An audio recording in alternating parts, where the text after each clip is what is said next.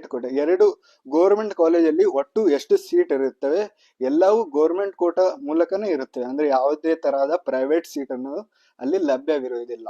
So ಆದರೆ government ಕಾಲೇಜಲ್ಲಿ, Karnataka government college ಅವರು ಕರ್ನಾಟಕ ಸ್ಟೇಟ್ ಕೋಟಾದಲ್ಲಿ 85%, ಅಂದ್ರೆ 85% of the seats R reserved for the state students and 15% of the students R come from all India quota.